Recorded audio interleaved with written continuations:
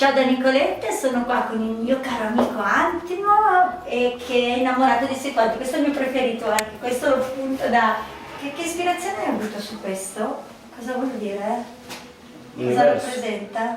L'universo, perché? Perché? Perché se tu vedi una foto dell'universo... E senti, visto che l'amore è l'universo, nell'universo c'è amore, ti voglio leggere sta cosa, che è carina. Come far durare un amore? Una mamma e un bambino stanno camminando sulla spiaggia. Ad un certo punto il bambino dice: come si fa a mantenere un amore? La mamma guarda il figlio e gli risponde: raccogli un po' di sabbia e stringi il pugno. Il bambino stringe la mano attorno alla sabbia e vede che più stringe, più la sabbia gli esce dalla mano. Mamma, ma la sabbia scappa! Ah, prima gli ho detto: dai Antimino, vieni a fare una pillolina con me. Posso dirgli cosa mi hai risposto, perché mi ha riso un sacco. Cos'è che hai risposto? Dillo tu. No, ma hai detto che col tuo accento era bello, che sei bravo a parlare. Se ero bravo a parlare stavo in televisione, invece io i miei messaggi li do con i miei quadri.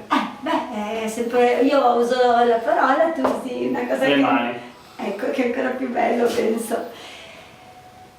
Mamma, ma la sabbia scappa, lo so, ora tieni la mano completamente aperta. Il bambino ubbidisce, ma una folata di vento porta via la sabbia rimanente. Anche così non riesco a tenerla.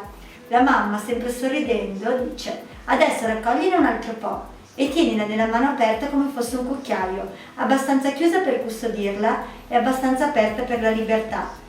Il bambino riprova e la sabbia non sfugge dalla mano perché è protetta dal vento. Ecco come far durare un amore. Bella, no? Bellissimo. E... molto profondo. Come far durare un amore? Dando la giusta libertà e la giusta cura, quindi lasciandoti libero e curandoti e dandoti le attenzioni che meriti, perché la parola giusta è dare le attenzioni e tu lo sai che è così. Ciao! Ciao ciao!